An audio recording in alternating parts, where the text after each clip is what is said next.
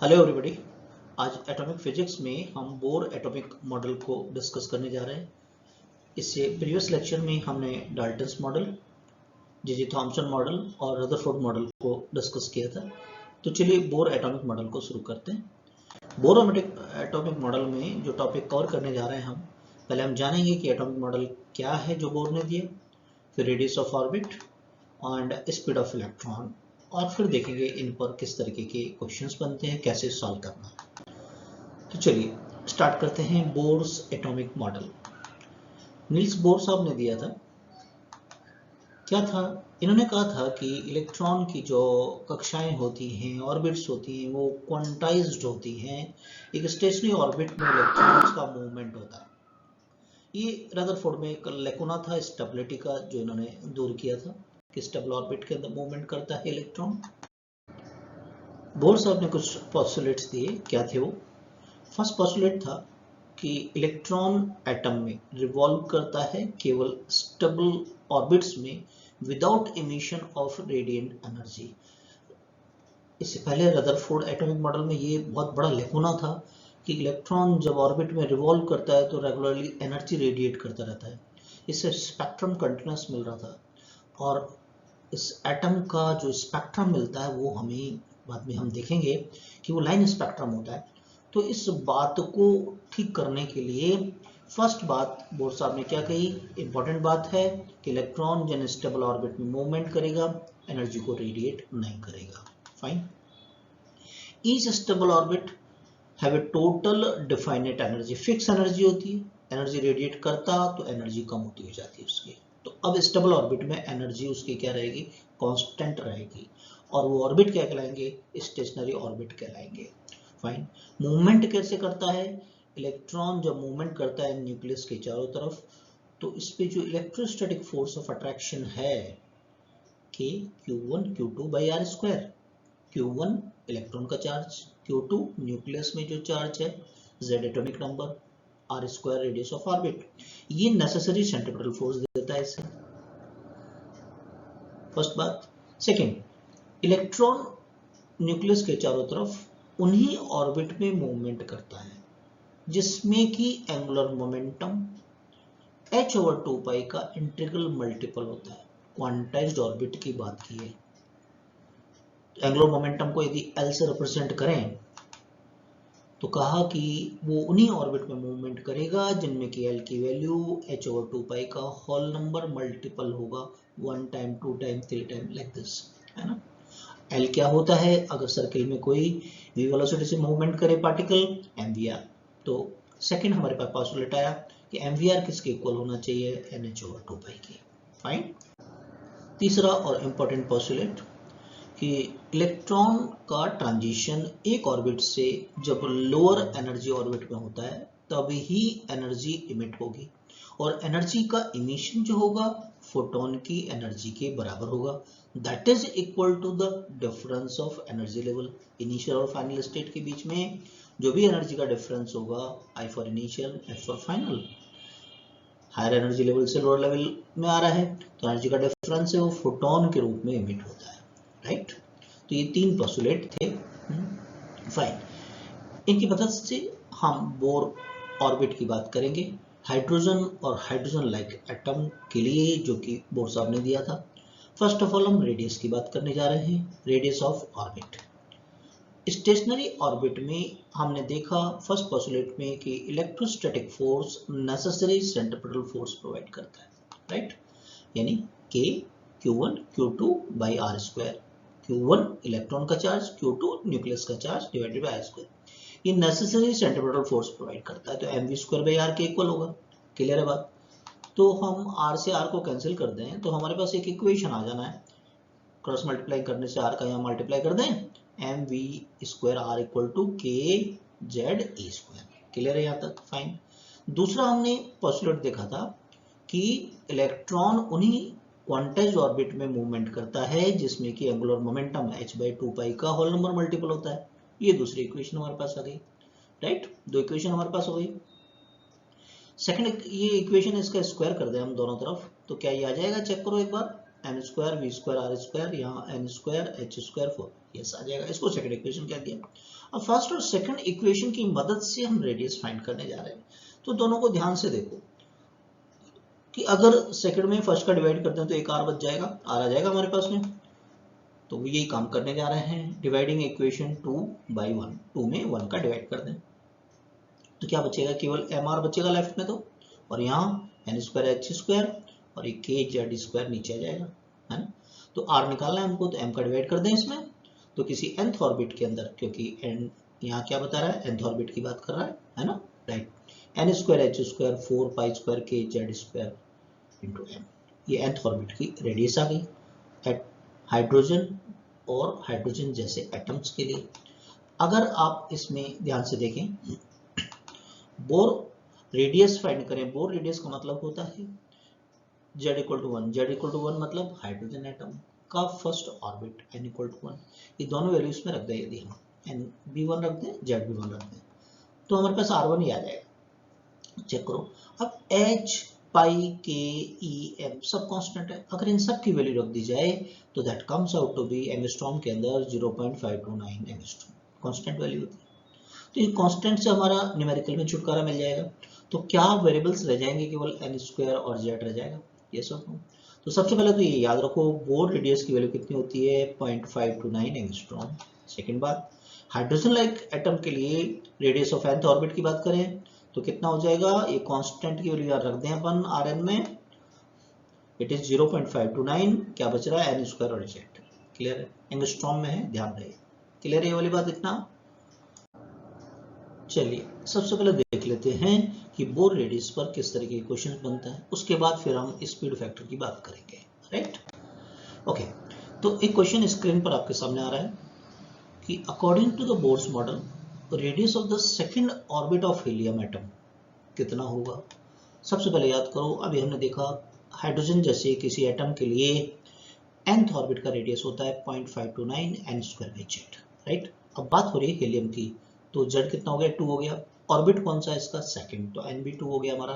रख दें वैल्यू, तो रख दें 2 स्क्वायर बाई 2 आ गया, ये 2 से 2 कैंसिल हो जाएगा एक, तो हमारे पास कितना आ गया सेकंड ऑर्बिट हीलियम का, 1.06 एंगस्ट्रॉम। क्लियर है कैसे सॉल्व किया है। नेक्स्ट क्वेश्चन पे, सेकंड क्वेश्चन स्क्रीन पर आपके सामने आ रहा है कि radius of electron second stationary orbit in Bohr's atom is R. तो radius of the third orbit बताइए इसी एटम के लिए। तो किसी एक ही एटम के लिए यदि हम बात करें तो z तो हमारा कांस्टेंट हो गया, फॉर्मूला तो आपको याद रखने का है, तो Rn directly proportional n square की हो गया, ठीक बात है।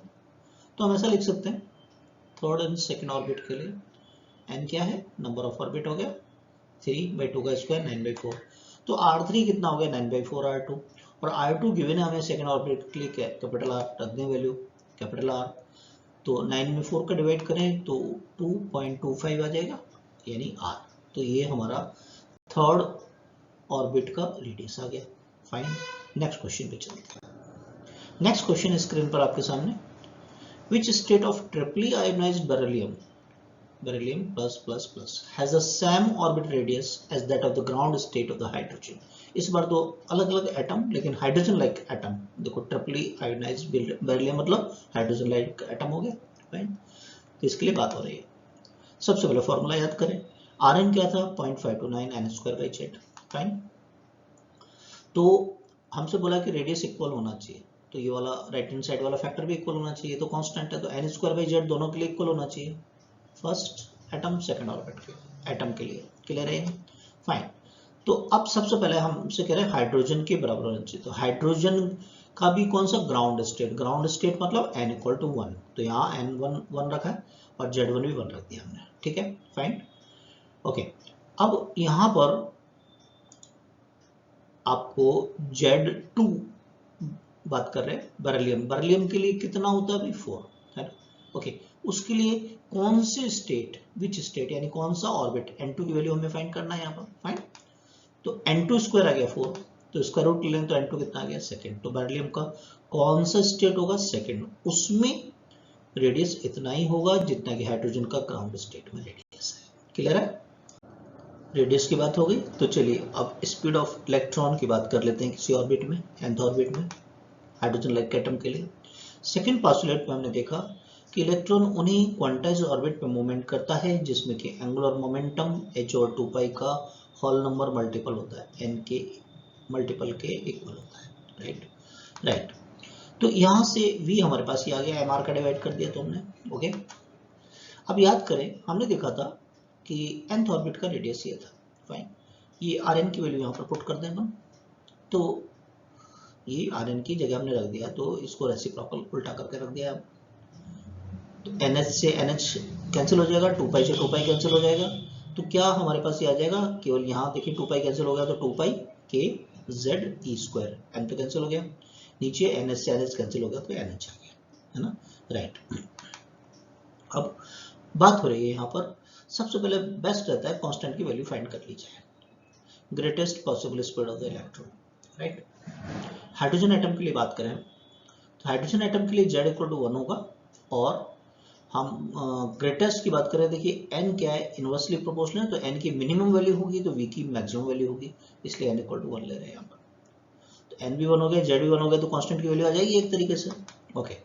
तो v1 कह दिया हमने इसको, तो ये सब कांस्टेंट है, वैल्यू रखते हैं, तो SI सिस्टम में इतना आ जाता है 2.19 10⁶ मीटर पर सेकेंड अप्रॉक्स।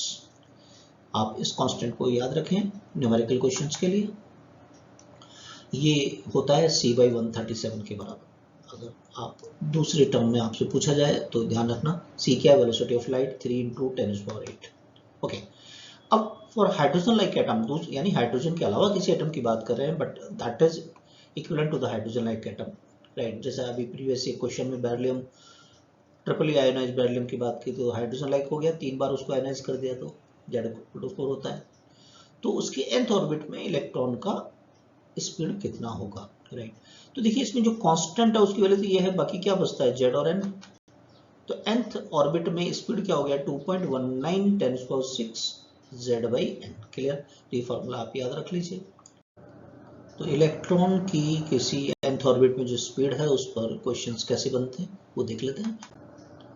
एक क्वेश्चन स्क्रीन पर आपके सामने है, velocity of an electron in the second orbit of sodium atom. Sodium का Z कितना होता है, 11, वो v है, गिवन है कि सेकंड ऑर्बिट सोडियम के में वेलोसिटी v है। तो velocity of an electron in its, यानी इस सोडियम की बात हो रही है, तो Z फिक्स हो जाएगा, आपका ध्यान रखिएगा। फिफ्थ ऑर्बिट में क्या होगा, सबसे पहले nth ऑर्बिट के लिए ये था स्पीड Z/n। अब Z तो फिक्स हो गया आपका, n इनवर्सली प्रोपोर्शनल हो गया बेसिकली, यस और नो, Z तो फिक्स हो गया ना, 1/n कह दिया इसको हमने।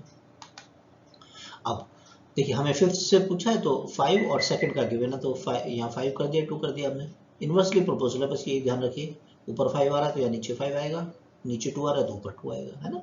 ये छोटी सी बात है लेकिन इसमें मिस्टेक हो जाती है, ध्यान रखिएगा, रेसिप्रोकल है इसलिए, फाइन, ओके। तो ये हो गया 2/5 × v2। v2 हमको दे रखा है सेकंड ऑर्बिट में, वेलोसिटी कितना है इसका, v, तो v रख देते हैं अपन, तो ये हमारा आंसर आ गया, क्लियर है। नेक्स्ट क्वेश्चन चलते हैं। In hydrogen atom electron jump from bigger orbit to the small orbit, ऊपर से नीचे की तरफ आ रहा है, so that the radius of the smaller orbit is 1/4 of the radius of the bigger orbit, 1/4 रह जाती है। तो speed of the electron in the bigger orbit अगर v है, तो जो नीचे आया है वहां उसका स्पीड कितना हो जाएगा स्मॉलर में, राइट, क्लियर है। तो यहाँ देखिए हमें रेडियस की भी जरूरत पड़ने वाला है, और फिर रेडियस को उससे रिलेशन निकाल के फिर स्पीड की बात करें। पहले रेडियस पे चलते हैं, फॉर्मूला देखा आपने कि nth ऑर्बिट में क्या होता है, 0.529 n²/z, क्लियर है। तो किसी गिवन एटम के लिए आपका Z फिक्स हो गया, तो प्रोपोर्शन n² हो गया, right. S for smaller orbit, B for big orbit, directly proportional है, लिख सकते हैं। अब खुद दे रखा है कि स्मॉलर ऑर्बिट का जो रेडियस है 1/4 है बिगर का, ठीक है, बारह पे यार भी क्या है 1/4 हो गया, क्लियर, ओके। तो यहाँ से NS और NB दोनों तरफ स्क्वायर रूट ले तो 1/2 आ गया हमारे पास, है ना, ये रिक्वायर्ड था हमारे को एक रिलेशन। अब हम स्पीड पर आ जाते हैं।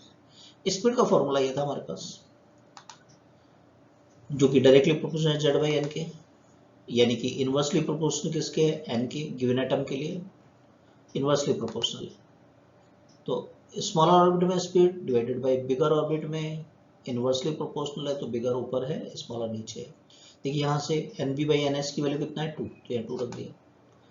तो वीएस क्या होगा, ट्वाइस ऑफ वीबी। वीबी की वैल्यू गिवन है हमारे को, कितना है वी, तो कितना आंसर आ जाएगा, ट्वाइस ऑफ वी। तो स्मॉलर ऑर्बिट में आएगा तो स्पीड उसका कितना हो जाएगा, डबल।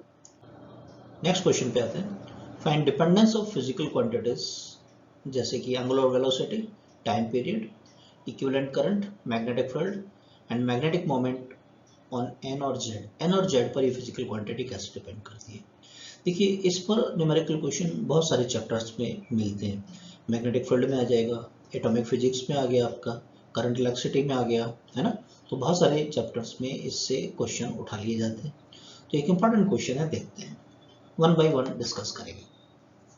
सबसे पहले एंगुलर वेलोसिटी की बात कर लेते हैं। क्या एंगुलर वेलोसिटी ये होती है v by r, v equal to omega r होता है ना, nth ऑर्बिट के लिए बात कर रहे हैं। v का भी रिलेशन देखा स्पीड का हमने, रेडियस का भी देखा, है ना। अब v डायरेक्टली प्रोपोर्शनल था z बाई एन के, और r क्या था, n स्क्वायर बाई जेड के, क्लियर है। तो ओमेगा किसके डायरेक्टली प्रोपोर्शनल हो गया, z square by n cube के, क्लियर। तो ये बात हो गई एंगुलर वेलोसिटी की। अब चलते हैं टाइम पीरियड पर। टाइम पीरियड होता है 2 पाई बाई ओमेगा। अभी हमने ओमेगा देख लिया, तो ये तो रेसिप्रोकल कर दें इसको, काम हो जाएगा इसका, n cube by z square के प्रोपोर्शनल होगा। तो ये हो गया टाइम पीरियड की बात। तीसरा क्या है, इक्विवेलेंट करंट। चलिए अब करंट क्या होता है, time rate of flow of charge. Charge क्या है यहाँ पर, इलेक्ट्रॉनिक चार्ज, तीन टाइम पीरियड हो गया, है ना। तो ये टाइम पीरियड के इनवर्सली प्रोपोर्शनल हो गया करंट आपका 1/Tn। तो इसका इनवर्सली प्रोपोर्शनल करते हैं अपन, तो ये हो गया z square by n cube, वही हो गया जो एंगुलर वेलोसिटी का था। तो ये बात हो गई इक्विवेलेंट करंट का। अब come to the magnetic field. अब खुद से याद करके बताओ मैग्नेटिक फील्ड कि अगर एक चार्ज पार्टिकल आर रेडियस के सर्कुलर ऑर्बिट में मूवमेंट करता है, राइट, तो उसकी वजह से सेंटर पे जो मैग्नेटिक फील्ड डेवलप होता है उसका फॉर्मूला क्या होता है, याद करके बताओ, mu not I over 2r, है ना। उसको रेफर कीजिएगा लेक्चर को, mu not I over 2r। तो ये b किसके डायरेक्टली प्रोपोर्शनल हुआ, i बाई r के। आई हमने देख लिया, रेडियस हम जानते हैं, रख दें। आई प्रोपोर्शनल किसके आया है, z square by n cube के। रेडियस किसके होता है, एन स्क्वायर बाई जेड। तो बी क्या हो गया, z cube divided by n 5 के प्रोपोर्शनल। तो ये बात हो गई मैग्नेटिक फील्ड की। अब आइए मैग्नेटिक मोमेंट पर। मैग्नेटिक मोमेंट होता है Q L by 2m, right. अब एल क्या देखा था, एन एच ओवर 2 पाई, तो केवल एन के डायरेक्टली प्रोपोर्शनल हो गए थे। तो ये मैग्नेटिक मोमेंट की बात हो गई, क्लियर है। तो आज के इस लेक्चर में हमने बोर एटम में बोर के पोस्टुलेट्स देखे, रेडियस देखा किसी ऑर्बिट का, स्पीड देखा। अब नेक्स्ट लेक्चर हम लेंगे जिसमें हम एनर्जी की बात करेंगे, जो कि एक अपने आप में एक बड़ा लेक्चर है। तो जो भी फर्स्ट टाइम आए हैं सब्सक्राइब कीजिए, जिससे कि इस लेक्चर में हम लोग आपस में डिस्कस कर सकें। Thank you for watching.